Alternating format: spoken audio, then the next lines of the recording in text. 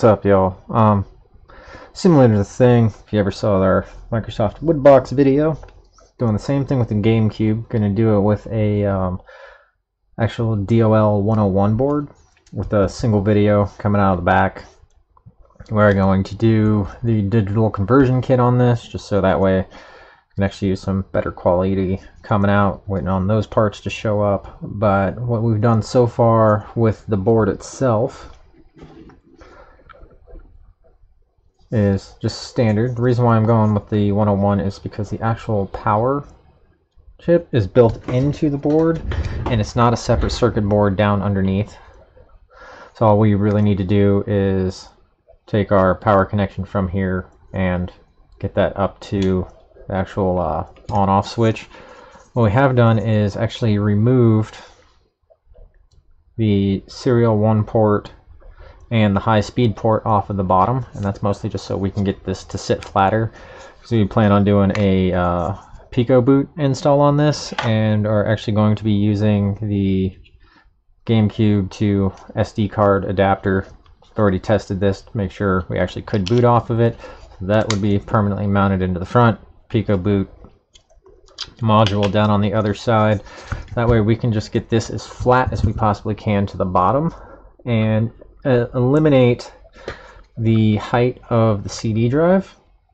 We have our actual controller ports stripped down, just that way when we go to mount this, mount through the front screws here, but we can have these sitting flush or as close to flush with the front of the unit itself. So that way we can try to make everything nice and tidy down on the inside. Might even put a little pass-through piece for the LED. We're going to, obviously, like most of our things, going to 3D print a custom housing, and I've already actually cut the wires and wired them in for a much larger, quieter fan.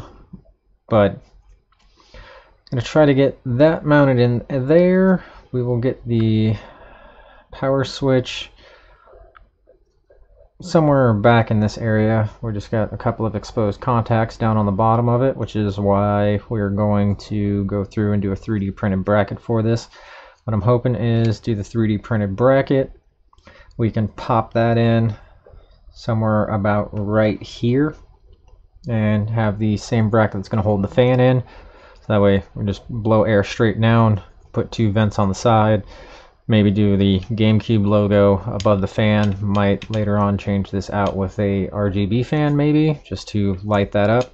But hopefully be able to get the power in somewhere about right here with the fans, and then our controller port mounted right on top of this. And I'm not sure if I'm going to do it with the controller port, you know, facing up how it is, which would be a good way to do it, or if we want to take it, actually try to mount it flat across the top and try to keep the total height of the entire thing down, where you can literally just come in, plug your controller straight into the top of it, and we'd pretty much have a total height of whatever we're going to use as the cover. But I mean, that would be the entire GameCube height, maybe a little bit taller.